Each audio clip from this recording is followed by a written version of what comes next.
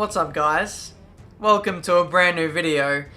Out of all the videos I've ever tried to make in my entire YouTube career, there is absolutely nothing that compares to this kind of challenge. It's just like, honestly, the hardest thing I'll ever have to do. It's racing around Monaco with the Project Cars AI. It's just simply impossible.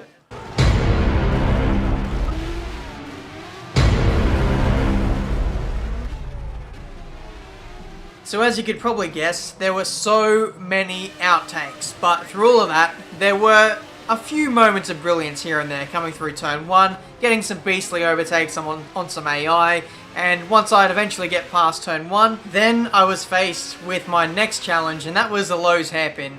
I don't know how many times I went through this corner trying to turn in at full lock, and the car just would not have any of it.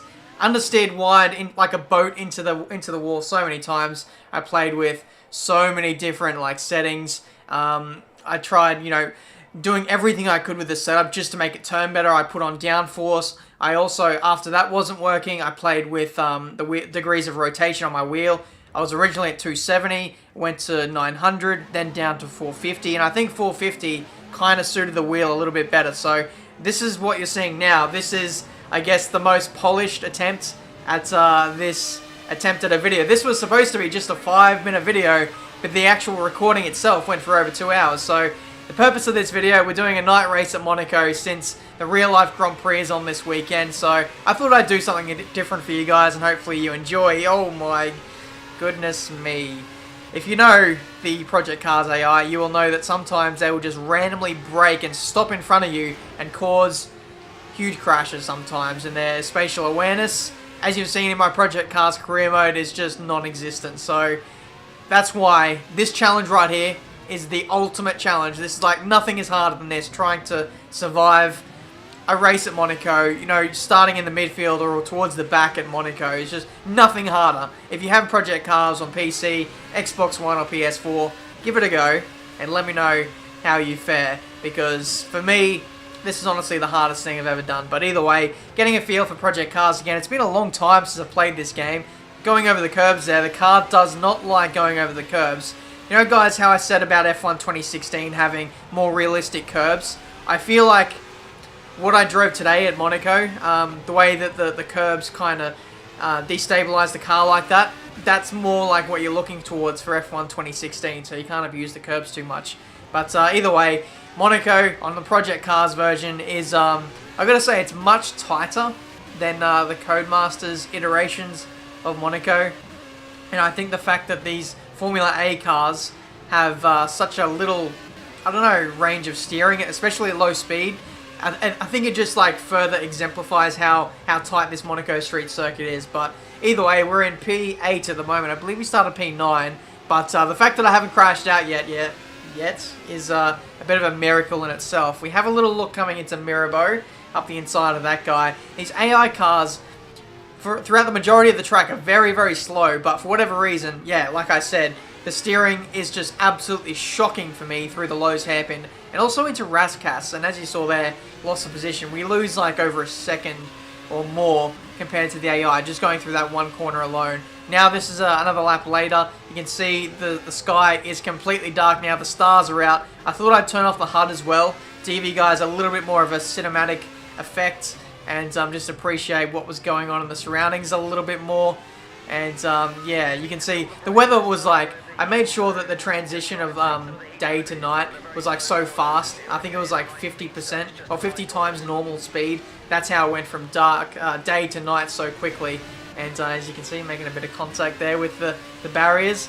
I always like to play a bit of cat and mouse with the barriers and just see how close I can get away with, getting close to the walls without losing too much damage. And again, going over the curbs, it's not ideal to go over there, but sometimes you just got to mount them a little bit to just carry a bit more speed. So yeah, I was trying to push on, as you saw there, made a little bit of contact there on the exit of Rascasse. And I thought I'd show you guys this because I was playing with the photo editor as well, trying to get a thumbnail for this video, and just the exhaust flames that come out of the back of the car from the blown exhaust back in 2011 just looked absolutely awesome. I just thought I'd show you guys that.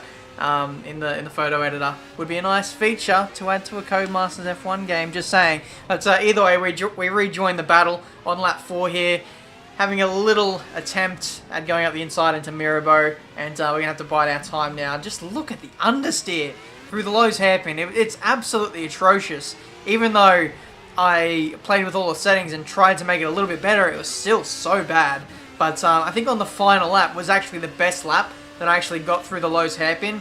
What I figured out was you had to like almost trail brake even past the corner, and you just had to hold your foot on the brake to get more steering angle, which was really weird.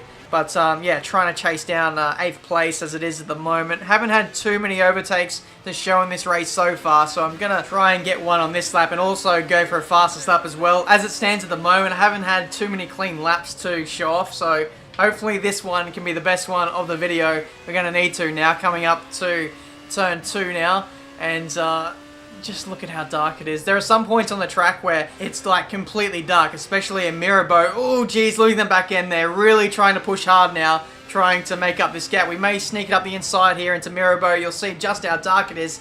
The exhaust flames kind of light it up, and now we've been overtaken again by the car in front on the switchback through the Lowe's hairpin. Weakest corner on the track for us, so we're going to lose a little bit of time here. Losing the back end, trying to get on the power as early as I can. These cars are an absolute handful here on Project Cars. They're a lot like the iRacing cars, I suppose. When you're trying to put down the throttle, you really got to modulate that. Coming into the 3rd sector now, and luckily for us, this is a strong sector, I suppose, for us. So we're looking to go right back on the attack now. The gap is about 1.5 seconds, so I'm trying to close that and push as much as I can. Made contact there of the exit of to back, coming into the final chicane now, losing the back end like crazy. This thing is very unstable, and now we're going to go up the inside into Raskas, up the inside, maybe a bit of contact there, but I think that was fairly clean enough. It's only a one-off video anyway, but we come across the line, position 8, we get a position there right at the end of the race there, and pretty entertaining, I suppose, for just a 5-lap race. In the end there, I was just so happy that I was actually able to survive that. So guys, if you enjoyed this video, make sure you leave a like, subscribe to the channel if you're new. If you want me to do a live com of this at Monaco, it's just going to be a survival series essentially. It'll be absolutely mental, but if you want to see me do it in a future video, let me know down in the comments. Thank you guys as ever for watching, and until my next video guys, I'll see you next time.